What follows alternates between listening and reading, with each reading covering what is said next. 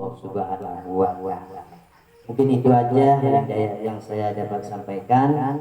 Kurang lebih mohon maaf, dan yang selanjutnya saya serahkan kepada beliau Al Mukarram Kiai Abdul Ghafur. Saya tutup. Assalamualaikum warahmatullahi wabarakatuh.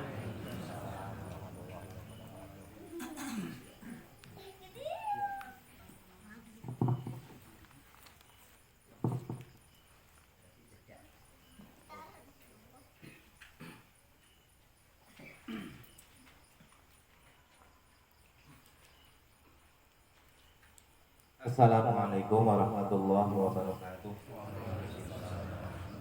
Bismillah, alhamdulillah, Allahumma sholli ala sayyidina Muhammad, Allahumma sholli ala sayyidina Muhammad, Allahumma sholli ala sayyidina Muhammad wa ala alihi wa ashabihi ajma'in.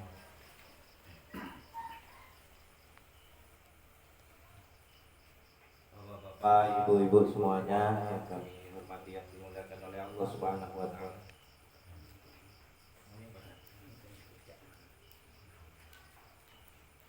Alhamdulillah, puji syukur kita kepada Allah Subhanahu wa Ta'ala yang senantiasa menyayangi kita, memberikan nikmat karunia-Nya kepada kita semua sehingga kita bisa bersama-sama hadir di sini majelis talqin zikir. Dalam kata lain baiat talqin zikir itu. Mudah-mudahan kita semua dapat ridho dan rahmat dari Allah Subhanahu wa Ta'ala. Amin Allahumma amin. Shalawat salam Allah sama-sama kita aturkan kepada junjungan kita Nabi Muhammad sallallahu alaihi wasallam dengan ucapan Allahumma shalli ala sayyidina Muhammad wa ala ali sayyidina Muhammad. Bapak-bapak semuanya, ibu-ibu yang kami hormati, kemarin Bapak Ustaz Zubaidi waktu di Topak bilang sama saya, Pak Kiai, Pak kalau ke Tanjung Balai kami dikabari mungkin jamaah kami ada yang mau atau pengen talqin zikir yang bukan zikir sembarangan. Artinya sama-sama ucapan la ilaha illallah, tapi kalau tanpa ada guru, tanpa ada talqin itu beda Pak. Itu beda. Kalau di dalam kitab Al-Futuhat Robbaniyah sama-sama kita zikir la ilaha illallah, yang sudah talqin sama yang belum talqin itu beda. Bedanya apa? Di antaranya orang yang sudah talqin itu berjalannya menuju Allah, zikir kita itu seperti burung terbang, cepat sampai ke hadirat ilahi. Nah, kalau yang belum baiat atau belum talqin itu berjalannya menuju ke Allah seperti orang lumpuh Pak. Ngesot kata orang Jawa, lumpuh. Sampainya kapan nggak tahu, lama karena dia jalan sambil ngesot. Itu diantara keistimewaan kita zikir yang punya guru yang sudah ditalqin dan zikir yang belum ditalqin atau belum mempunyai guru yang sanadnya bersambung sampai kepada Rasulullah Shallallahu Alaihi Wasallam.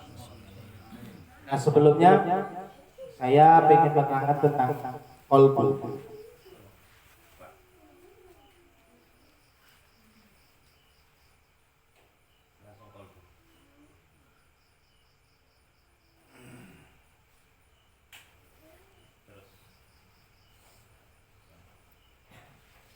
Saya berdiri Pak ya. Bapak di sini aja Pak, biar bisa ngelihat. Enggak apa-apa. Bapak ngumpul sini aja Pak. Depan aja enggak? Bersab boleh, biar nampak Pak. Biar nampak. Biar ngelihat bisa lihat. Di sini yang di bawah ini adalah jantung, dengan kata lain kolbu secara fisik. Terus yang di atas itu otak kita. Apa sih istimewanya kita membahas kolbu? Kolbu itu adalah pusatnya manusia, intinya manusia. Kalau Bapak tebang kayu apa aja, kayu ubi mungkin, itu yang paling depan itu kulit, terus ke depan ke dalam lagi ada kabio, terus ada kayunya, di paling tengah itu ada intinya. Nah, kalau inti itu di dalam kayu itu namanya lub. Mahadza, kalau tanya orang-orang timur Arab, mahadza, apa ini? Ini intinya kayu tadi. Nah, intinya manusia adalah kolbu ini, Pak. Kolbu itu. Kolbu jantung sanubari. Kolbu secara fisik yaitu jantung sanubari. Kolbu secara rohani adalah roh kita. Menyatu di kolbu ini tadi. Kenapa saya terangkan kolbu? Kita kalau kalau mendengar sesuatu suara B atau ngiong atau apa, itu lapor kota, Pak. Lapor kota. Otak tidak bisa mengasisi, nggak bisa menjawab. Nggak bisa menjawab. Kemudian otak ini lapor ke kolbu kita. Nah, proses perjalanannya seperti ini. Ini penelitian seorang ilmuwan dari Jerman dari Amerika selama 20 tahun yang mereka mengatakan bahwa yang cerdas, yang berakal bukan hati kita, kolbu kita, tapi otak yang ada di dalam kepala. Nah, ternyata setelah 20 tahun mereka membuat penelitian, ternyata baru percaya bahwa yang cerdas, yang berakal, yang punya pikiran sehat itu adalah kolbu jantung kita. Nah, setelah kolbu ini mengasisi apa yang dia dengar dari telinga, kemudian lapor ke otak, kemudian diasisi oleh kolbu, dia langsung ke otak lagi, Pak. Ke otak lagi. Nah, dari kolbu ini lapor ke otak, baru otak ke mulut. Nah, mulut menjawab, itu suara kucing, itu suara anjing, dan lain sebagainya. Nah, sini pentingnya tentang kolbu. Nah, kolbu ini kenapa kita harus bersihkan kolbu kita? Karena di dalam Al-Quran surat Al-A'raf itu Allah mengatakan, Allah berfirman, wa'lamu annallaha yahulu bainal mar'i wa qalbi. Ketahuilah bahwa Allah berinteraksi dengan manusia melalui kolbunya, melalui kolbu kita. Kalau kita mau membaguskan hubungan kita kepada Allah, baguskan dulu hati kita. Bagaimana caranya? Tazkiyatun nafsi. Bersihkan hati kita, bersihkan kolbu kita. Melalui apa? Melalui zikir. Sebenarnya zikir itu banyak. Kita puasa, zikir, kita baca Quran, zikir, kita baca sholawat, zikir, kita sholat, zikir, kita sedekah juga zikir, kita zakat juga zikir. Kenapa semua itu zikir? Karena kita tahu bahwa itu semua adalah perintah Allah. Nah, afdhaluz zikri la ilaha illallah. Abdul zikri la ilaha illallah. Ini. Nah, di sini. Nanti tata cara zikir, kita tundukkan kepala, kita seolah-olah pandangan kita ke pusat kita, kemudian kita ucapkan la, naik ke atas sampai ke ubun-ubun. Ada yang mengatakan sebagian ulama sampai ke aras. Sampai ke ubun-ubun la, kemudian ilaha ke bahu kanan kita. Mana bahu kanan Bapak Ibu, silakan dicari sendiri. Ilaha, kemudian illallah, ke qalbu ini kita. Allah. Jadi kalau zikir cuma la ilaha illallah, enggak jalan. Qalbu kita enggak tersentuh. Jadi betul-betul dipukulkan, Pak. La ilaha illallah. Coba. Illallah. La ilaha illallah. La ilaha illallah. Dipukulkan di jantung sanubari tadi. Itu jantung tadi, tempatnya di bawah susu kiri kita.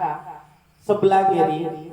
Di bawah susu kiri sekedar 2 jari, condongnya ke arah kiri. Nah, ini. Jadi la ke atas, jadi ini la ilaha illallah, la ilaha illallah. Cara talqin nanti, insya Allah seperti itu. Ikuti saya nanti. Setelah nanti keterangan selanjutnya sudah selesai. Maaf agak lama. Kenapa kita harus talqin? Saya kan orang Islam, saya kan udah baca zikir Quran, baca zikir la ilaha illallah, baca selawat dan sebagainya. Kenapa harus talqin? Apa besok di akhirat gak ditolong sama Rasulullah? Apa besok gak ditolong sama para ulama? Apa besok gak ditolong sama Syekh Abdul Qadir Al-Jilani? Ditolong, Pak, semua orang Islam, Bu, ditolong. Insya Allah ditolong oleh beliau, mereka para ulama, para wali-wali Allah dan juga Rasulullah Sallallahu Alaihi Wasallam. Permasalahannya kita ditolong itu duluan apa ke dia? Di situ ditolongnya duluan apa ke dia? Bapak punya anak, umpama bapak kaya, ya gak umpama lah pokoknya sugih. Nah, terus punya uang banyak mau bantu ke orang lain, itu orang dulu dibantu atau anak sendiri? Hah? Apa anak sendiri? Hah? Karena anak saya, gitu kan? Syekh Abdul Qadir, Rasulullah juga sama. Bukan besok orang yang membaca sholawat itu nggak dapat syafaat, dapat. Bukan orang itu yang berzikir itu nggak ditolong. Yang ditolong duluan. Siapa yang ditolong duluan? Ya yang jadi anaknya itu tadi. Bagaimana cara kita jadi anaknya Syekh Abdul Qadir, jadi anaknya Rasulullah? Nah ini melalui talqin zikir yang silsilah gurunya insya Allah bersambung sampai ke Rasulullah Sallallahu Alaihi Wasallam. Cuma ini saya minta maaf Pak Ustadz, tadi kemarin saya kesini lupa lali gowo sana silsilah, tapi insya Allah besok Sabtu setelah ini nanti didata berapa orang, saya tulis nama-namanya masing-masing. Kemudian nanti hari Sabtu saya kirim ada ini motornya kapalnya Kang Yadi ini mau ke Tanjung Balai lagi, saya kirim ke beliau. Nanti ada utusan ambil ke Kang Yadi, nanti ngantar ke Pak Ustadz Zubaidi dibagi-bagi. Nah silsilah Thariqah sanadnya kita Bapak Ibu yang talqin kepada saya ditalqin oleh diangkat jadi guru oleh beliau Al-Mukarram Syekh Jamaluddin Sumukut. Beliau dari gurunya ayahnya sendiri Syekh Syarifuddin Sumukut. Beliau dari gurunya Syekh Abdul Mukti. Beliau dari gurunya Syekh Imam Afati. Beliau dari gurunya Syekh Siraj Johor. Syekh Siraj Johor itu orang Jawa yang dulu Tumenggung Abu Bakar Malaysia kirim surat ke Syekh Zarkasim Berjan.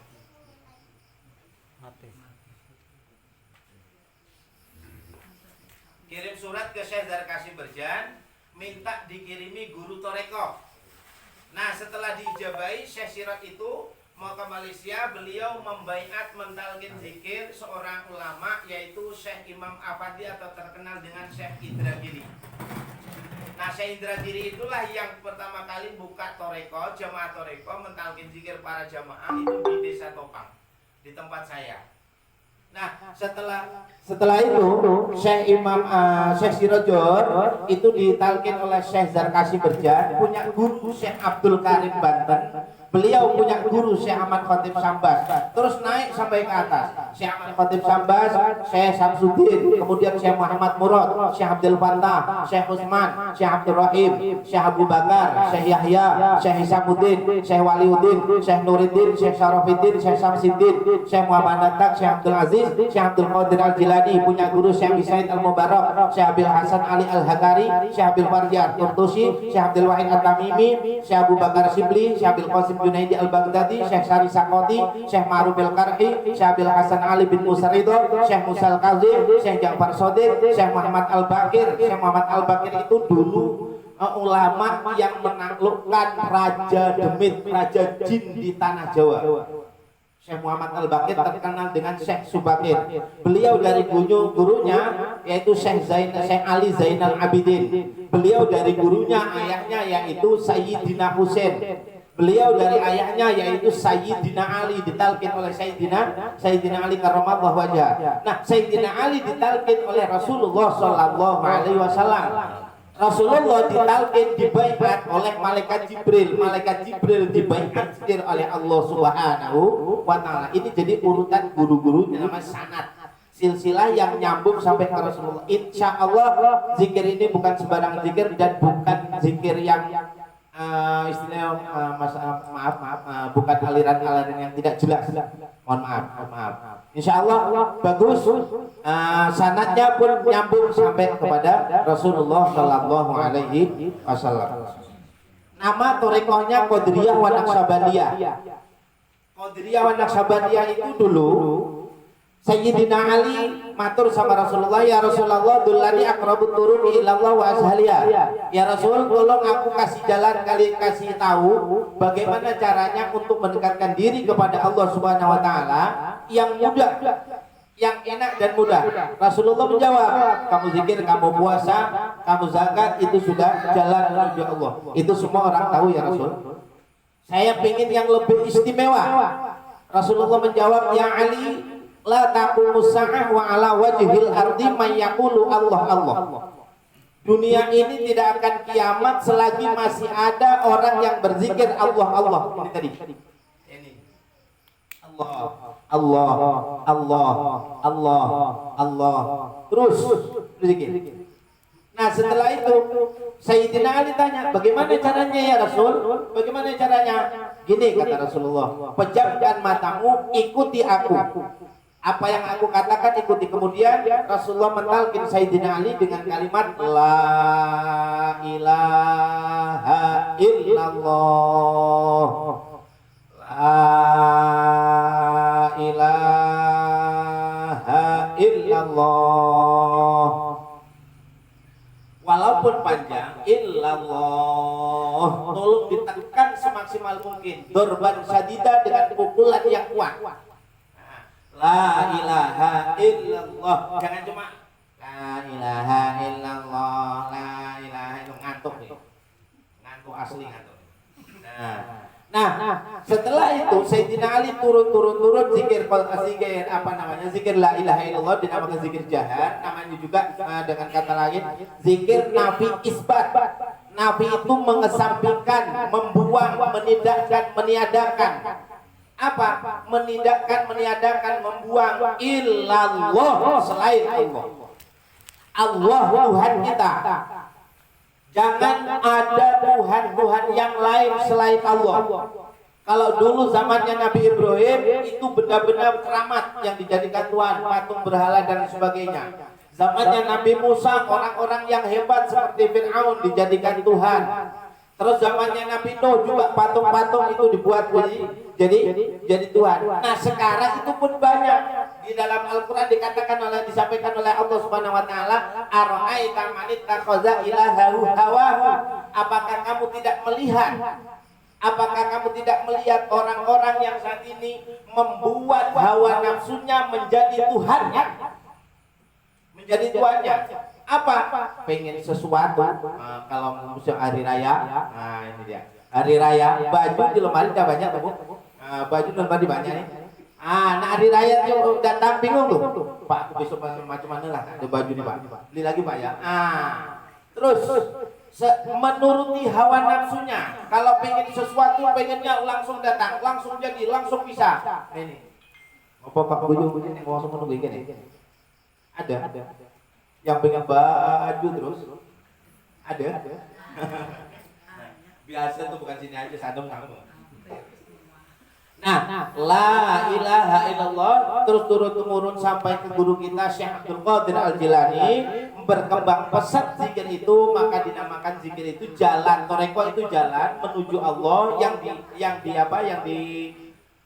yang dikerjakan adalah zikir la ilaha illallah. Sudah berkembang pesat, maka toreko itu zikir itu dinamakan toreko zikir qadiriyah. Nah kemudian yang zikir Allah itu tadi itu dibaiatkan oleh Rasulullah kepada seluruh sahabat, diantaranya Sayyidina Abu Bakar radhiyallahu anhu. Sayyidina Abu Bakar terus mentalkin para sahabat tabi'in terus sampai kepada Syekh Bahauddin Naqsyabandi, berkembang pesat, maka zikir itu zikir sir namanya, zikir di dalam hati dinamakan Thariqah Naqsyabandiyah. Sampailah kepada turun-temurun sampai kepada Syekh Ahmad Khatib Syambas Kalimantan, orang Indonesia yang mukim di Mekah, ulama besar, makamnya juga di Mekah, Syekh Abdul Karim juga di Mekah, disatukan menjadi Thariqah Zikir Qadiriyah wan Naqsyabandiyah. Satu kali talqin kita melaksanakan zikir dua. Satu, la ilaha illallah, la ilaha illallah.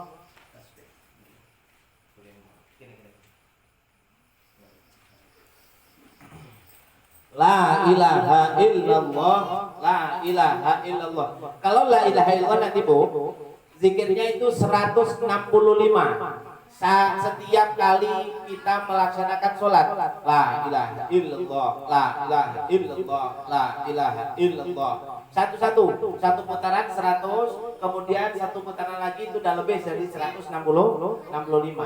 Terus kemudian zikir Allahnya. Nah ini nanti Zikir sir namanya, zikir siri di dalam hati. Caranya dulu. Zikir sir di dalam hati yang berzikir kolbu kita tadi, jantung kita, batin cara wong Jawa. Batin Allah, Allah, Allah, Allah. Yang zikir itu kolbu kita bukan mulut. Mulut kita menutup, lidah dilipat ke atas, mata kita terbejam, kemudian kita putar tasbih seperti ini. Boleh pakai jari telunjuk, boleh pakai jempol seperti ini. Boleh. Terus nggak perlu satu-satu Bu, Pak. Terserah mau dapat 3, mau dapat 4 nggak masalah. Yang penting jangan ditarik yang ini. Ditarik ini tak boleh lah. Tak masalah seperti ini. Allah, Allah, Allah, Allah, Allah. Pertama dilatih fatul qalbi ini. Allah, Allah, Allah.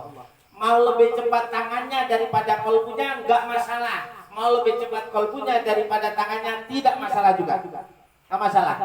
Walaupun tidak bisa bareng, enggak iso podok, enggak masalah. Enggak masalah. Kenapa harus dua ini? Karena dua jari ini Pak Bu ada saraf yang nyambung ke kolbu kita. Jadi menuntun kolbu kita Allah, Allah, Allah, Allah, Allah. Terus satu kali putaran nanti pindah lagi ke latifatul ruhi di sini. Itu. Seperti di dalam gambar. Ini nafsu-nafsu yang ada tulisan ini. Ini sebenarnya ada nafsu-nafsu yang ada di dalam diri kita yang harus dibuang. Yang tadi saya katakan, tazkiyatun nafsi, zikir la ilaha illallah ataupun zikir Allah, membuang sifat-sifat yang buruk pada diri kita, sehingga kalau kolbu kita itu bersih, kita hubungan sama Allah nyambung, insya Allah kita disayang oleh Allah Subhanahu Wa Taala. Kalau sudah disayang sama Allah, kita sedikit pun nggak punya kesalahan sama Allah, insya Allah apapun yang kita minta dituruti sama Allah, dijabah oleh Allah Subhanahu wa Ta'ala. Permasalahannya kenapa kita lambat kalau kita minta doa, minta ini lambat? Permasalahannya kita masih banyak dosa Pak. Bersihkan dulu melalui kolbu kita sifat-sifat yang tercela, iri hati, dengki, pengennya marah terus sama istri, pengennya marah terus sama suami, sama anak dan lain sebagainya. Buang melalui zikir la ilaha illallah. Terus banyak-banyaknya. Aksiru jadidu imanakum, kata Rasulullah Sallallahu Alaihi Wasallam bersabda, jadidu imanakum, perbarui imanmu, kuatkan imanmu, sehingga kalau imanmu kuat, sikapmu, sifatmu, akhlakmu itu akan menjadi baik. Bagaimana kami membaguskan akhlak kami, membaguskan iman kami ya Rasul? Menguatkan iman kami sementara iman adanya di dalam kolbu, di dalam dada, abstrak, gak kelihatan. Kata Rasulullah, aksiru min qauli la ilaha illallah. Di sini. Perbanyak. Ini terserah Pak Bu. Pak, saya belum hafal kalau di dalam di buku nanti di kitab mau banyak doanya. Tidak perlu khawatir Bapak Ibu. Assalamualaikum warahmatullahi wabarakatuh. Assalamualaikum warahmatullahi wabarakatuh. Setelah sholat itu zikir subhanallah subhanallah alhamdulillah. Kalau udah bisa silakan. Terus kita tawasul ila hadrati Sayyidina Muhammad sallallahu alaihi wasallam, Al-Fatihah 3 kali. Ada tambahannya juga, kalau mau ditambah silakan guru-guru para kiai ataupun orang tua kita, saudara-saudara kita, mbah-mbah kita, silakan, tidak masalah. Nah, setelah itu kita la astaghfirullahal ghafurur rahim 3 kali. Allahumma shalli ala sayyidina Muhammad, Allahumma shalli ala sayyidina Muhammad 3 kali. Kemudian la ilaha illallah itu 3 kali. Sayyidina Muhammad Rasulullah sallallahu alaihi wasallam baru la ilaha illallah, la ilaha illallah, la ilaha illallah. Terus sampai 165. Selesai itu doanya panjang Pak, enggak bisa hafal, enggak usah panjang-panjang. Enggak usah panjang-panjang. Cukup alhamdulillahirabbil alamin. Ya Allah, terima kasih Engkau sudah membuat saya, membantu saya bisa melaksanakan zikir. Cukup seperti itu. Afdalul zikri la ilaha illallah, afdalul doa alhamdulillah. Sebaik-baik zikir la ilaha illallah, sebaik-baik doa alhamdulillah rabbil alamin.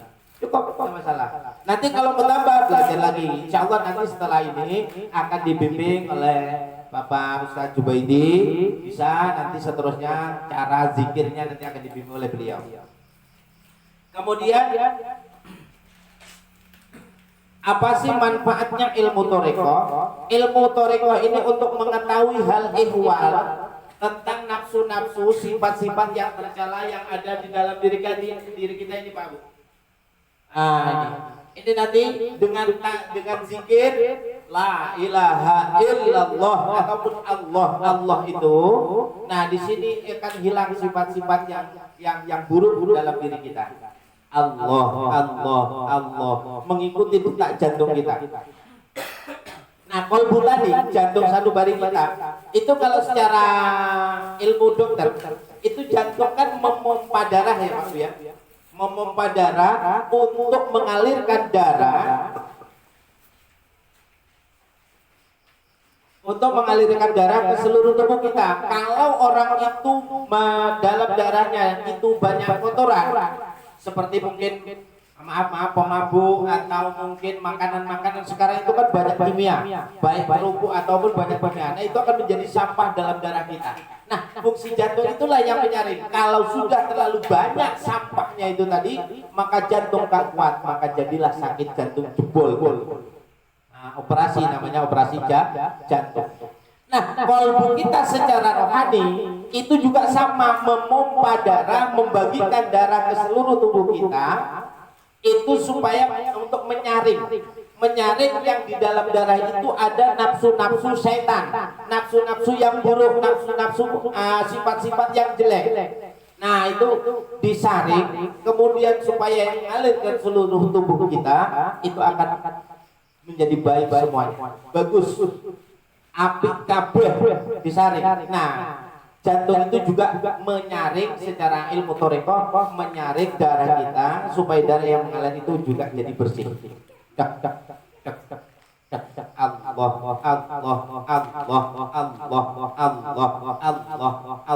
Silakan kalaupun nggak sama nggak baru sama jantung juga nggak apa-apa. Tapi zikir Allah itu nanti setelah sholat itu bisa dilakukan sebisanya dulu. Nanti lama kelamaan insya Allah akan menjadi bagus. Nah, kemudian objeknya ilmu toriko adalah membahas tentang zat Allah, membahas tentang sifat-sifat Allah. Apa sifat Allah? Di antaranya yang kita kenal 20 sifat Allah, wujud kita baqa mukhalafatul hawaditsi qiyamuhu binafsihi. Kemudian sampai qadirat muridan aliman hayyan samian. Yang 20 sifat itu tadi dikumpulkan jadi 4. 4 itu kamal, jamal, jalal, dan kohar. Kamal itu sifat kesempurnaan Allah. Sempurnanya orang jadi kiai, sempurnanya orang jadi presiden, sempurnanya orang jadi ustadz, sempurnanya orang jadi pegawai, apapun itu sempurnanya cuma ditutup dengan kesempurnaan Allah Subhanahu wa ta'ala. Kalau kesempurnaan itu dicabut sama Allah, kejelekan yang datang, kejelekan yang terlihat, maka dia banyak urusan yang harus diselesaikan. Ketoke api dicabut karo Gusti Allah, sing ketok elek, nah alih-alih ketangkep polisi. Ustaz, kiai juga sama, ketoke api dengan kesombongannya, pinter, ilmunya banyak, dia sombong dengan ilmunya, dijabut ilmu nih, goblok dada atau bahasa Jawa. Nah, ditutup dengan kesempurnaan Allah. Maaf Pak Bu, saya pegang apa ini Pak? Rokok. Bapak banyak yang rokok. Rokoknya sama dengan ini enggak? Kenapa beda-beda? Karena selera masing-masing. Ini saya pilih sempurna. Bapak ada rokok hamil, rokok gudang garam dan surya dan sebagainya. Itu cuma bungkus Bapak. Dalamnya tembakau enggak? Ada yang rokok isinya kelapa? Ada enggak? Enggak ada kan? Dalamnya tembakau sama, cuma bungkus yang beda.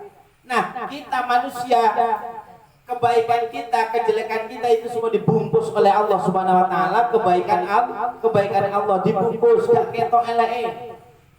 Sama dengan rokok ini tadi. Dalamnya cuma tembakau, tapi dibungkus, orang bisa memilih. Nah, mau apa yang disombongkan? Karena kebaikan kita, kehebatan kita, ilmu kita itu adalah ilmu Allah, dibungkus dengan kesempurnaan Allah Subhanahu wa ta'ala. Nah, kalau sudah seperti itu kita memahami tentang sifat Allah, nanti lama-kelamaan itu nanti kita akan rasa sifat sombong kita akan jadi hilang. Apalah artinya saya ini di hadapan Allah Subhanahu wa ta'ala nggak ada apa-apa dibanding yang lain-lain. Sombong kita jadi hilang. Kemudian kamal jamal, keindahan Allah itu menutup dengan keindahan kita. Keindahan kita ditutup oleh keindahan Allah Subhanahu wa ta'ala. Bapak, ini semua sudah punya istri. Sudah punya istri, sudah nikah semua? Sudah. Cantik gak istri bapak semua? Jos. Nah, jos kenapa? Cantiknya cuma semu pak. Kalau udah tua keriput juga. Ya tak? Cantiknya saat ini gantengnya wong lanang saiki, cantiknya orang perempuan saat ini karena ditutup dengan kecantikan Allah, keindahan Allah Subhanahu wa taala. Ketika dijabut keindahan itu enggak ada apa-apanya. Nek cara wong Jawa itu wong wedok ayu, delokke irunge tok lah. Delokke irunge tok. Iku irunge aja sing lain-lain. Delokke irunge weh, kaya belungkang kelopak kelopak nyendek. Iya enggak? Bodoh apa yang mau dibanggakan? Enggak ada. Nah, terus yang kedua yang selanjutnya Kamal Jamal Jalal. Jalal itu sifat keagungan Allah. Orang bisa jadi hebat, jadi presiden, jadi bupati, jadi gubernur, jadi kiai, jadi ustaz dan sebagainya. Jadi diagung-agungkan oleh masyarakatnya, diagung-agungkan oleh anak buahnya, jamaahnya dan sebagainya. Itu karena sifat keagungan Allah. Enggak ada yang istimewa kita. Nah inilah gunanya zikir la ilaha illallah yang sudah ditalkin melalui guru, melalui yang punya silsilah sanad sampai kepada Rasulullah SAW. Kemudian kita bisa mengekang hawa nafsu sombong kita sadar bahwa kita manusia yang lemah, manusia yang hina, manusia yang sangat mengharapkan rahmat kasih sayang Allah Subhanahu wa taala. Kemudian yang keempat, yang terakhir tadi, sifat 20 dibagi 4, yang keempat adalah sifat kohar, sifat pemaksaannya Allah. Manusia kalau sudah dipaksa oleh Allah, gak mau tetap itulah yang terjadi. Bener gak Bu? Bener gak Pak? Kemarin siapa yang minta corona datang? Gak ada kan? Tapi Allah memaksa kita harus menghadapi corona 2 tahun. Mau tak mau kita harus menghadapi corona. Walaupun kita menyalahkan pemerintah, walaupun kita nyalahkan dokter, walaupun kita nyalahkan RT dan sebagainya, suruh pakai masker gak mau, suruh vaksin gak mau dan sebagainya, karena itulah yang harus terjadi, itulah yang harus kita hadapi. Kenapa? Corona sudah dipaksakan oleh Allah, diperintah oleh Allah Subhanahu wa taala, manusia dipaksa untuk menghadapi yang namanya virus corona. Mau gak mau, tetap kita harus jalani. Alhamdulillah saat ini sudah dilakukan oleh Allah Subhanahu wa taala. Karena virus itu juga melaksanakan perintah Allah, bukan enggak melaksanakan perintah Allah. Sejak dulu zamannya Syekh Abdul Wahab Asy'arani itu sudah ada kemarin, kemudian saat ini diturunkan lagi oleh Allah. Besok akan diturunkan lagi oleh Allah, itu sudah pasti. Kenapa? Itu sudah sifatnya Allah. Kenapa?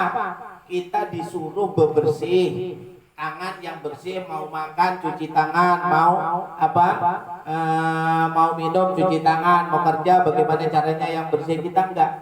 Nah setelah dengan corona harus cuci tangan, sampai main ke tempat tetangga enggak dikasih makan pun cuci tangan. Kalau saya enggak mau, enggak dikasih makan cuci tangan, ya enggak Bu?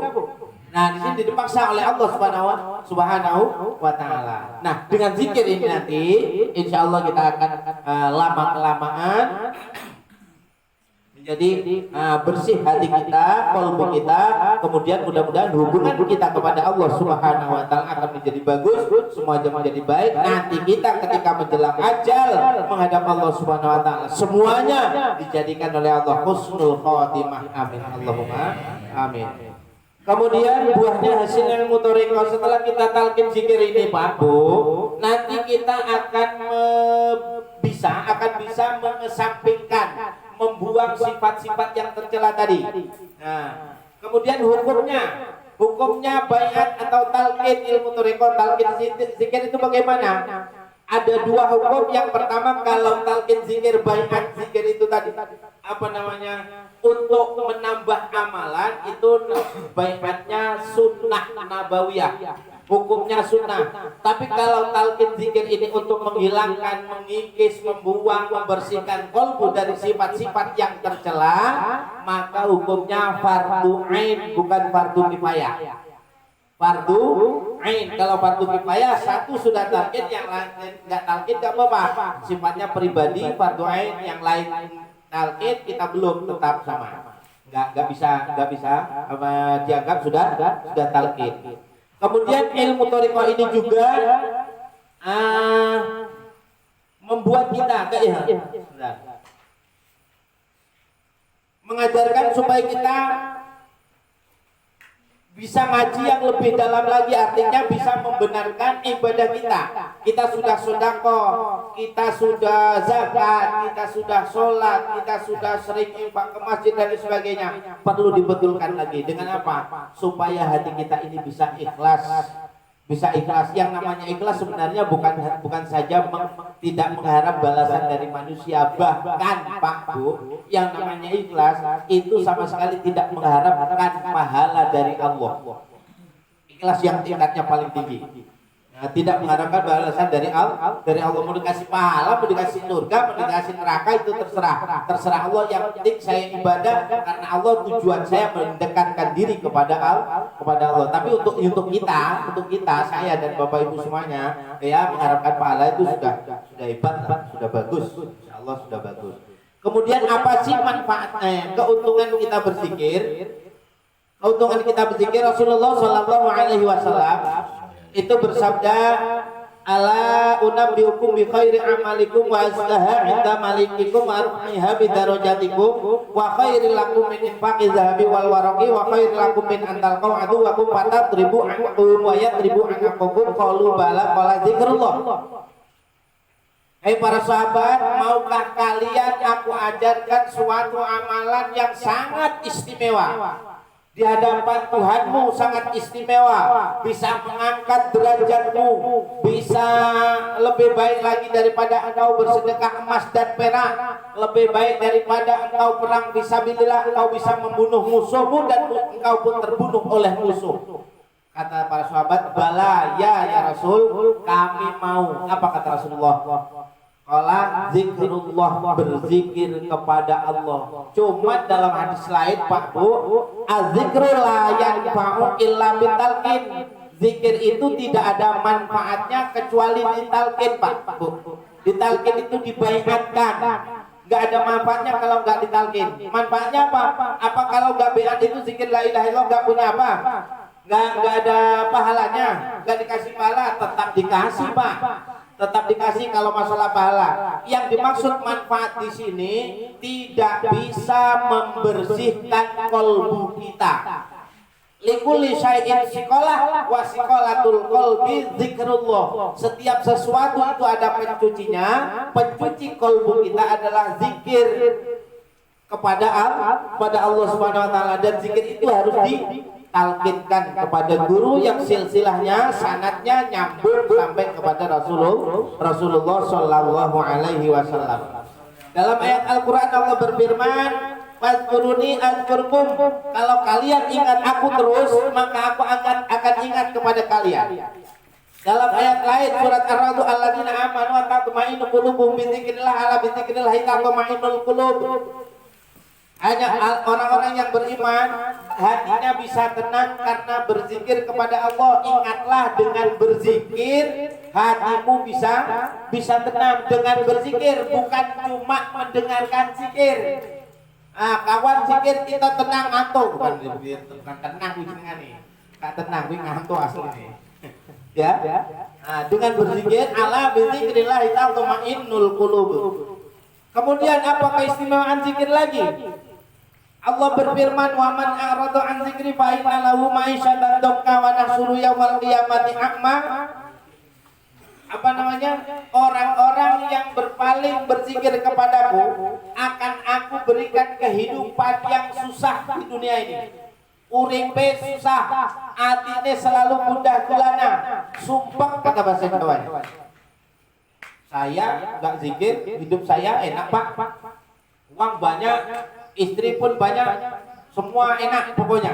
Nah, ingat ayat itu sambungannya, wa nahsyuru yaumal qiyamati a'ma, dan akan aku kumpulkan nanti di hari kiamat dalam keadaan buta. Yang ketika kita di padang mahsyar, matahari sangat dekat dengan kepala kita, nggak ada yang nolong, kalau nggak ada yang bisa memberikan pertolongan. Ini nggak bisa, ini nggak bisa, ini nggak bisa. Inilah talqin zikir yang kita ucapkan, zikir yang kita amalkan, insya Allah akan menjadi penolong. Yang lain juga bisa jadi penolong, baca Al-Quran, baca sholawat, baca ini, zikir ini, sedekah, zakat bisa. Tapi yang lebih unggul, yang lebih utama, yang lebih hebat adalah zikir la ilaha illallah. Belasan hadis mengatakan zikir yang paling utama la ilaha illallah. Apalagi zikir itu sudah ditalkinkan pada seorang guru tadi. Jangan malas berzikir dan jangan salah mencari mencari pembersih hati. Zaman sekarang masya Allah Pak Bu, ada satu makhluk kalau kalau disuruh zikir itu selalu nggak ada waktu untuk berzikir, itu nggak ada waktu. Tapi kalau suruh chattingan, SMS-an, WA-an, Facebookan, wah selalu ada waktu. Ini dia makhluknya. Bapak Ibu jangan marah, ini cuma persamaan saja. Ini dia nanti. Bentar. Nah ini dia makhluknya. Ini kalau suruh chattingan Pak Bu, wah paling ada waktu nih Pak Bu. Tapi kalau zikir gak ada waktu. Ini dia makhluknya. Bapak Ibu jangan marah dulu. Kalaupun ada bersamaan ini kan sedulur lanang lah gitu. Ya. Jangan marah. Ini kalau suruh chattingan Bu, wah paling. Nah, kalau di kitab Risalatul Mu'awana di ciptaan Syekh Abdurrahman As-Saqaf, kalau bahasa Indonesia As-Sigab, itu mengatakan man laisa lahu wirdun fa huwa qitun. Barang siapa yang setelah sholat gak punya zikir, maka dia seperti gak bisa bilang deh. Nah seperti itulah. Suruh chattingan, Facebookan, SMS-an, wah paling rajin. Selalu ada waktu. Tapi untuk berzikir, selalu gak ada waktu. Ini dia makhluknya seperti ini. Kalau jangan marah dulu, ini cuma sama saja. Nah, kalaupun ada yang sama, ya bukan salah saya. Nah ya Bu ya, nah, bukan salah saya. Terus nanti Pak Bu, setelah talqin zikir, nanti ada kitab saya sudah bawa. Kemarin juga saya sudah bilang sama Pak Ustadz Jubaidi. Ini Al-Awradul Yaumiyah, ada tata cara zikir di sini. Tapi maaf kalau nanti Bapak Ibu membaca kurang jelas, ini karena tulisan saya sendiri. Di tengah-tengah juga ada fotonya zikir tadi, la ilaha illallah, mau zikir Allah sudah ada di sini. Ini gambarnya sudah ada di sini di tengah-tengah. Kemudian ini untuk amalan harian dan juga amalan mingguan, bulanan dan tahunan. Amalan harian setelah sholat, kemudian amalan mingguan itu kalau di Topang, di Tanjung Sama, di Selapanjang, di Peranggas, di Ince, di Mengkero sampai di Semupur, di mana-mana di Jawa itu ada amalan mingguan, khotaman kewajiban namanya. Nanti akan dipimpin. Yang mimpin khotaman kewajiban itu tidak harus badal wakil khalifah atau tidak harus khalifahnya kiainya. Siapa saja murid yang bisa mimpin khotaman itu enggak masalah, yang penting lancar bacanya. Itu bisa nanti Pak Ustadz Jubaidi atau Bapak Ustadz Ridwan bisa. Nah yang ini Pak Bu, dua ini sebenarnya sama, cuma kemarin waktu kita buat fotokopi kertasnya habis jadi warna kuning sama hijau. Sebenarnya isinya sama. Ini untuk amalan mingguan, bulanan ada di sini. Terus ada amalan tahunan itu haul peringatan wafatnya Kanjeng Syekh Abdul Qadir Ad-Jilani, pusatnya di Topang. Nanti kalau di Topang Pak Bu itu dari Penyalai, Teluk Bakau, Teluk Beringin, Sungai Mandul, kemudian Teluk Buntal, bahkan sampai ke itu Pekanbaru juga ada jamaah kita yang kumpul di Desa Topang sekitar 700. Nanti tadi juga mungkin sudah di haul Pak belum. Ya. Terus ini Pak Bu, walaupun ini banyak amalannya di sini, jangan dipaksakan, ya. Nanti stres, jangan dipaksakan. Siti lah pokoknya sebisa mungkin, nggak usah dipaksakan. Harus dalam 1 minggu harus hafal semuanya, nggak usah. Saya nggak mau seperti itu, saya nggak nyuruh seperti itu. Pelan-pelan saja. Yang penting awal-awal kerjakan setelah selesai sholat, Fatihah 3 kali. Nah, zikir la ilaha illallah. Doanya kalau belum hafal bisa dibaca, boleh dibaca. Jangan belum hafal nggak lihat apa-apa dibaca. Nah ya, entah apa yang dibaca, tak boleh. Nah, tetap harus baca. Ini nanti bukan ini kecil bisa dimasukkan ke saku, nggak masalah.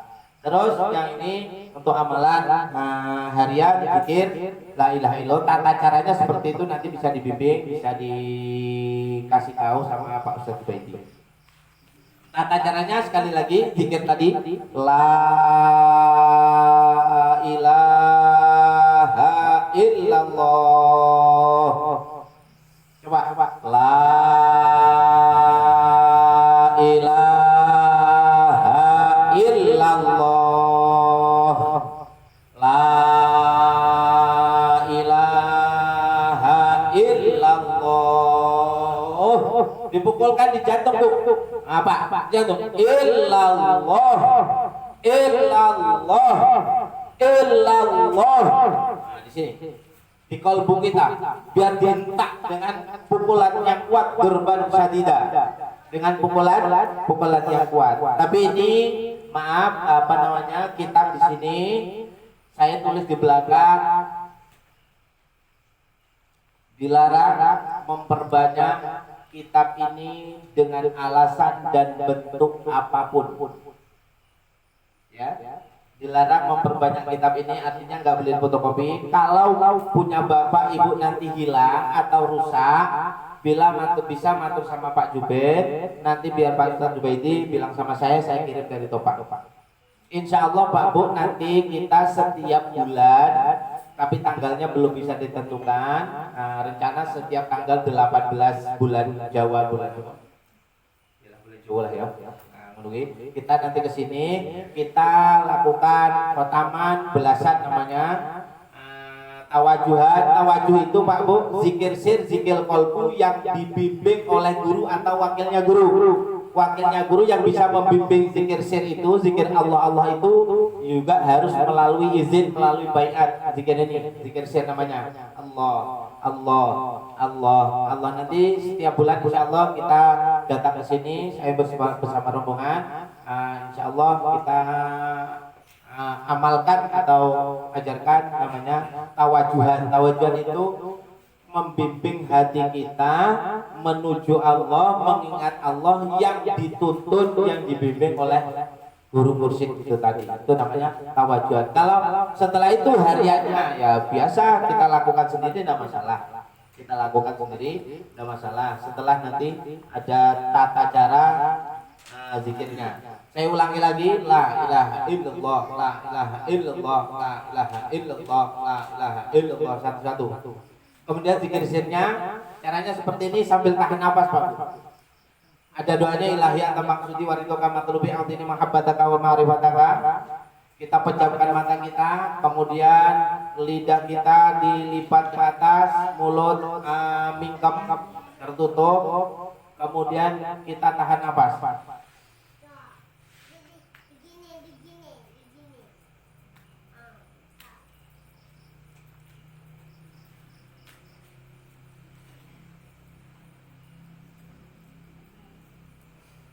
Seperti ini. Pak, napas saya pendek, saya orang gemuk, napasnya pendek. Kalau sampai di sini udah ada tatahan macam mana, keluarkan aja, nggak apa-apa. Keluarkan. Seperti saya orang gemuk ini napasnya pendek, napasnya pendek. Nggak bisa sampai ke dari ujung sampai ke ujung, sampai di sini udah nggak kuat napasnya, dikeluarkan aja nggak apa-apa. Nanti tarik lagi. Sambung dikit. Nah, satu tempat atau ini, satu tempat ini yang penting satu putaran. Napasnya nggak nyampe nggak apa-apa. Jadi buang dulu baru sambung lagi, tarik nafas lagi, sambung lagi. Yang penting zikir yang bilang Allah, yang zikir Allah itu kalbu kita. Bukan mulut ya, bukan mulut. Tapi kalau la ilaha illallah itu mulut. Mulut la ilaha illallah, la ilaha illallah, la ilaha illallah. Mau cepat lambat terserah. La ilaha illallah, la ilaha illallah. Boleh. Mau lambat la ilaha illallah, la ilaha illallah. Yang penting kalimat Allah la ilaha illallah itu dipukulkan di jantung sanubari kita. Jangan lambat la ilaha illallah, la ilaha illallah. Itu orang malas tuh. Coba ya. Ente enggak kira-kira. Ente enggak. Yo ente mau ketemu nih mau. Enggak mau. Ya. Nah, sudah paham ya? Sudah paham ya? Sudah siap dengan keikhlasan hati kita talqin zikir? Mudah-mudahan Allah meridai kita, kehidupan kita. Jangan memahami, jangan meyakini. Yuk kita talqin zikir. Zikir apa? Zikir la ilaha illallah. Supaya apa? Supaya nanti tanah yang di sana cepat laku dijual. Nah, bukan itu tujuannya. Yuk kita talqin zikir. Zikir apa? Zikir la ilaha illallah. Supaya nanti kita istri tua enggak marah kalau kita kawin lagi. Enggak, bukan itu. Bukan itu, jangan salah paham ya. Jangan salah paham.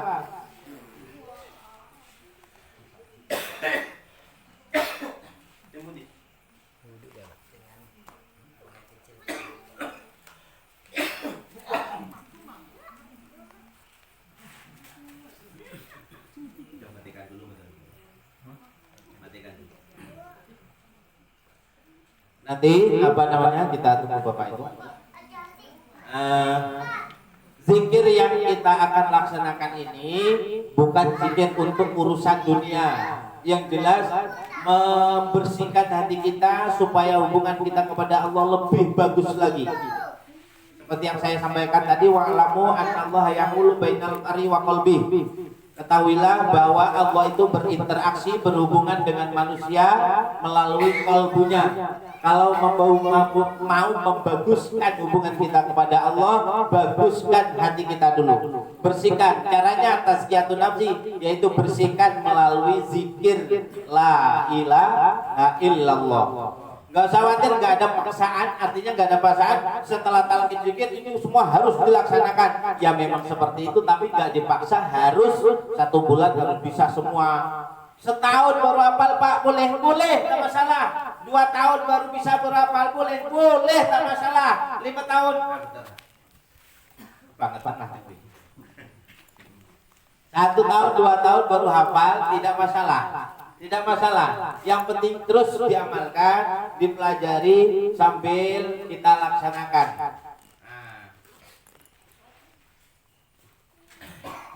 Rasulullah Shallallahu Alaihi Wasallam pernah ditanya oleh sahabatnya, ya Rasulullah, man asbaqun nas ila syafa'atika. Ya Rasul, siapa sih orang yang paling duluan mendapatkan syafaatmu ya Rasul? Semua orang baca selawat pengen syafaat darimu ya Rasul, tapi siapa yang paling duluan? Rasulullah itu tadi saya katakan, Rasulullah menjawab, man qala la ilaha illallah khalisan min nafsihi. Khalisan min nafsihi, orang yang berzikir la ilaha illallah yang murni datang dari hatinya, artinya mau mendapatkan talqin zikir dari guru yang silsilahnya nyambung sampai kepada Rasulullah Shallallahu Alaihi Wasallam. Dalil Al-Qur'annya Pak, apa ada tentang talqin zikir? Ada. Talqin zikir, dalil Al-Qur'an tentang talqin zikir. Dalil hadis juga ada, sama, insyaallah. Semua ada. Keistimewaannya di antaranya tadi sudah saya katakan. Kemudian Rasulullah juga berpesan, man qala la ilaha illallah, barang siapa yang berzikir la ilaha illallah, yang memanjangkan lam yang pertama dari Pak Bu. La sampai ke ubun-ubun kita.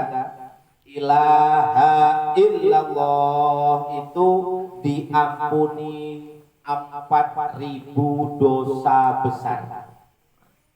4.000 dosa besar itu tidak diberikan kepada orang yang belum talqin atau yang tidak baiat atau talqin zikir. Kenapa? Karena orang yang belum talqin itu satu tidak punya guru, yang kedua tidak tahu tata cara yang sebenarnya.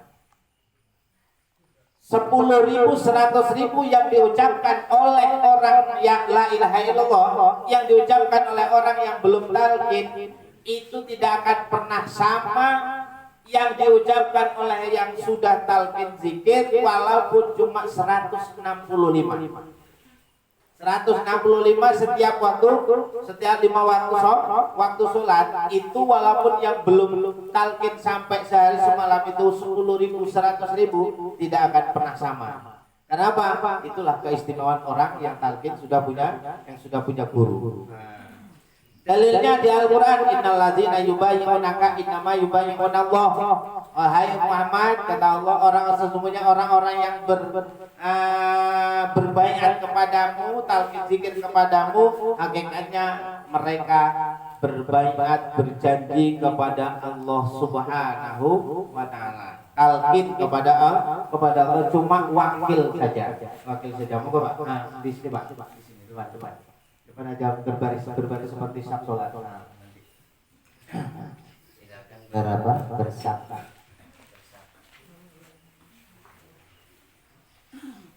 Maju aja sini Pak, maju Pak.